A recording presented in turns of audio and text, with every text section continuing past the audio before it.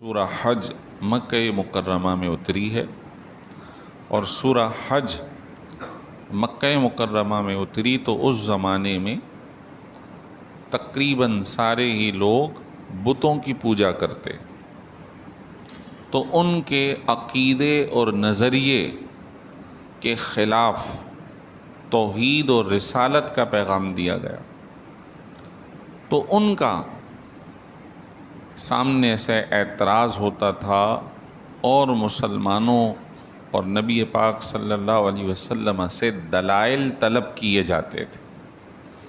تو جو صورتیں ابتدا میں مکہ مکرمہ میں اتری ہیں، زیادہ تر ان کے اندر عقائد کی بات کو رکھا گیا، اور دو اہم ترین عقیدوں کو بہت ہی زور کے ساتھ بیان کیا گیا، وہ ہے عقیدہ توحید اور عقیدہ آخرت۔ عقیدہ توحید یعنی اللہ ایک ہے، تم جن بتوں کی پوجا کرتے ہو ان میں سے کوئی بھی معبود نہیں، اور عقیدہ آخرت کے مرنے کے بعد تمہیں اٹھایا جائے گا، اگر تم ایمان نہیں لائے تو پھر تمہیں اس کی سزا کاٹنی پڑے گی۔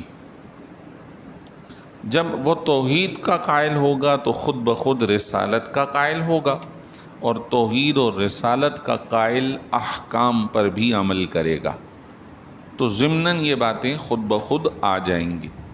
اب جو آخری رکوع ہے وہ ان تمام لوگوں کو آج بھی قیامت تک ان تمام لوگوں کو صدا ہے، اعلان ہے کہ تم جن کی پوجا عبادت کرتے ہو وہ کس قدر کمزور اور ناتواں ہیں، اس کی مثال یہ ہے۔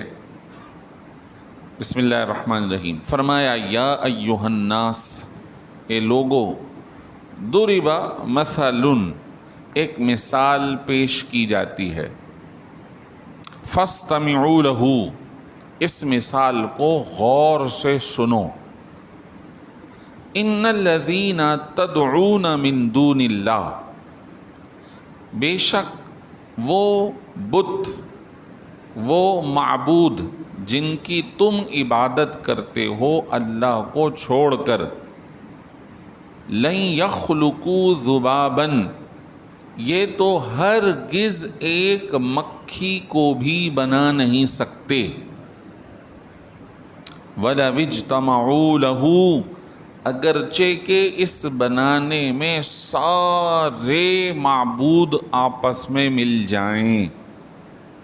اب ذرا سوچئے کہ دنیا بھر میں کتنے بت ہیں، یہ سب مل کر ایک مکھی تخلیق نہیں کر سکتے، بنا نہیں سکتے۔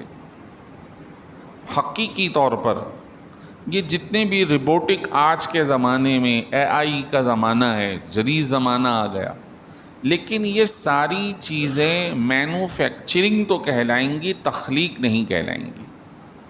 یہ آرٹیفیشل انداز میں کسی دو چیزوں کو مرج کر کے ایک نئی شکل مینوفیکچر کر دی جائے گی، لیکن ان جن چیزوں سے ان کو بنایا گیا وہ میٹل بھی اللہ نے ہی بنایا ہے، وہ چیزیں بھی اللہ نے بنائی۔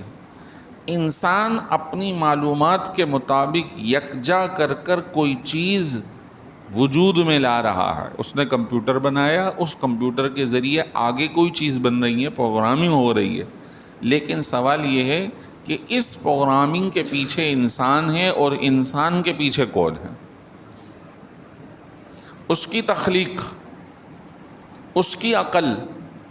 پھر اس زمانے کے اندر جہاں بہت تیز رفتار علم موجود ہے، کہتے ہیں بہت تیزی سے نالج حاصل کی جا سکتی ہے، لیکن جو دماغ انسان کا ہے وہ سپر کمپیوٹر بھی کتنے ہی بن جائیں، اس سے زیادہ نالج اس میموری کے اندر اللہ نے ہمیں عطا فرمائی ہے، اور اتنے خلیے ہیں اس کے اندر، اتنے باکسز ہیں اس کے اندر کہ ہر باکس اور خلیہ ایک نئی اور عجیب معلومات کا ذخیرہ لیے ہوئے۔ اور بہت کچھ اللہ نے اس دماغ میں عطا فرمایا، اور اس کا خالق اللہ ہے۔ فرمایا لوگوں جن کی تم عبادت کرتے ہو یہ سارے مل کر ایک مکھی نہیں بنا سکتے، جو ایک مکھی نہیں بنا سکتے وہ تمہارے معبود، تمہارے خدا کیسے ہو سکتے ہیں؟ تو خدا کون ہے؟ وہ کہ جس نے تمام کائنات کو بنایا، خالق۔ آگے سنیے دوسری بات، وَإِن يَسْلُبْهُمُ الذُّبَابُ شَيْئًا لَا يَسْتَنْقِذُوهُ مِنْهُ، اگر یہ سارے معبود ان کے سامنے سے مکھی کچھ اٹھا کر لے جائے، یہ سارے مل کر مکھی سے وہ اٹھایا ہوا چھڑا نہیں سکتے۔ بھئی پتھر ہیں، بت ہیں، تو یہ جو ہندوؤں کے یہاں انڈیا سے ہمارے تو تعلقات ہیں، سوشل میڈیا پہ سب دیکھتے ہیں، آج کل سبھی تقریباً اس چیز کو دیکھتے ہیں کہ یہ اپنے بتوں کے سامنے کھانا پینا مٹھائیاں رکھ دیتے ہیں عبادت کے طور پر۔ اب اگر کوئی مکھی انہی کے سامنے جو کھانا رکھا ہوا ہے وہاں سے مٹھائی تھوڑی سی اٹھا کر لے جائے، اتنی سی، تو کیا یہ اتنا بڑا پتھر کا بت اس مکھی سے وہ کھانا چھڑا سکتا ہے؟ ارے جو مکھی سے اپنا حصہ نہیں چھڑا سکتا تو تمہیں عذاب سے کیسے بچائے گا؟ دیکھیے کتنی لاجیکلی بات کر کے لوگوں کو دعوت دی جا رہی ہے کہ تم کہاں جا رہے ہو، کس بدعقیدگی میں جا رہے ہو، کس غیر حقیقی چیز کی طرف جا رہے ہو۔ ضعف الطالب والمطلوب، طالب جو اس کی عبادت کر رہا ہے وہ بھی کمزور ہے، مطلوب جس کی عبادت کی جا رہی ہے وہ بھی کمزور ہے۔ تو پھر طاقتور کون ہے؟ وہ جو اللہ ہے، جو غالب ہے، قہار ہے، جو قادر ہے، خالق ہے۔ سبحان اللہ۔ ما قدر اللہ حق قدرہ، انہوں نے اللہ کی اس طرح قدر نہیں کی جس طرح اس کی قدر کرنے کا حق تھا، انہوں نے اللہ کو ویسا نہ مانا جیسا اس کے ماننے کا حق تھا۔ یہ کافر نہیں مانتے، الحمدللہ مسلمان مانتے، ہم مانتے ہیں، ہم مانتے ہیں، ہم یہ عقیدہ رکھتے ہیں ہر شے اللہ کے حکم کی تابع ہے۔ ہوا ہو، سورج ہو، چاند ہو، ستارے ہوں، سیارے ہوں، پوری کائنات، یہ ساری مخلوق ایک طرف، اللہ کا حکم ایک طرف۔ وہ چاہے تو کوئی بال بیکا نہیں کر سکتا، نقصان نہیں پہنچا سکتا، اور اللہ نے کر کے دکھایا۔ بڑی بڑی قوموں کو ہوا میں اڑا دیا، قوم سمود کو۔ سارے مکے کے لوگ بالکل یکجا ہو کر مدینے پہ حملہ آور ہوئے تھے غزوہ احزاب میں۔ احزاب جماعتوں کو کہتے ہیں، فوجوں کو کہتے ہیں۔ حزب ایک جماعت یا ایک فوج، احزاب بہت ساری فوجیں، سارے قبائل مل کر مدینے پہ حملہ آور ہو گئے تھے کہ آج ہم نبی محترم کو اور ان کے ماننے والوں کو سب کو ختم کر دیں گے۔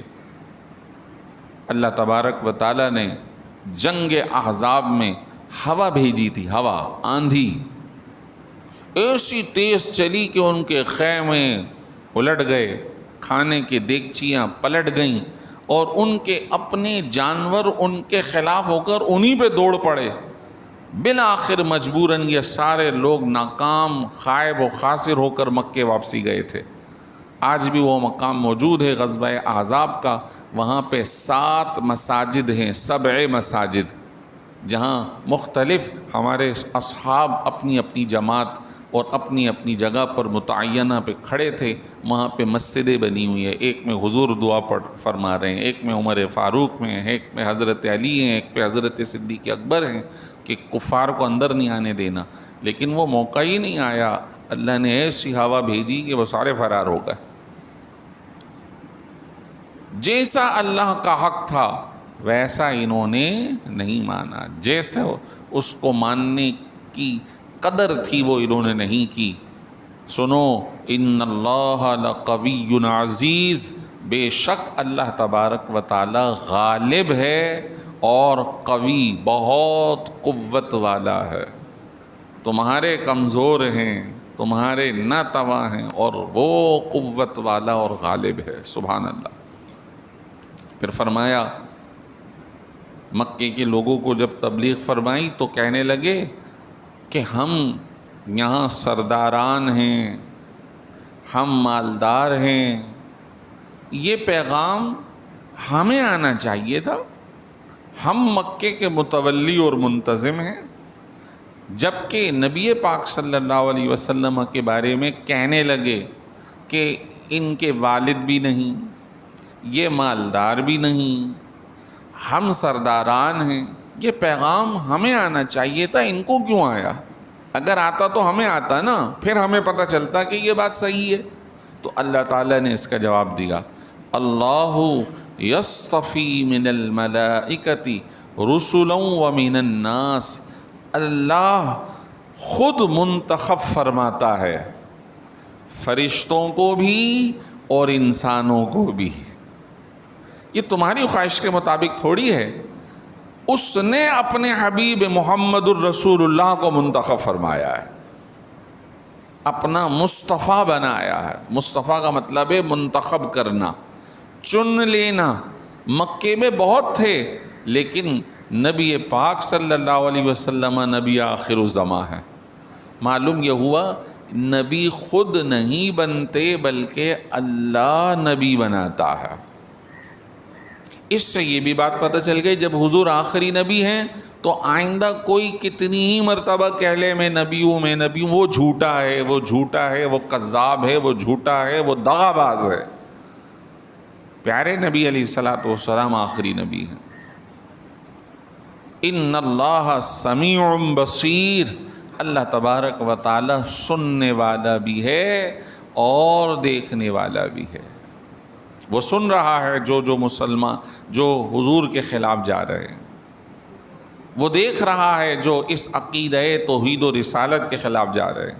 یعلم ما بین ایدیہم وما خلفہم، اللہ ان کے آگے کو بھی جانتا ہے، ان کے پیچھے کو بھی جانتا ہے. وَإِلَى اللَّهِ تُرْجَعُ الْأُمُورِ، اور اللہ ہی کی طرف سارے امور لوٹ کر جائیں گے. باقی انشاءاللہ آئندہ درس میں سماعت کریں گے. اللہ ہمیں عمل کی توفیق عطا فرمائے. وآخر دعوانا الحمدللہ رب العالمین.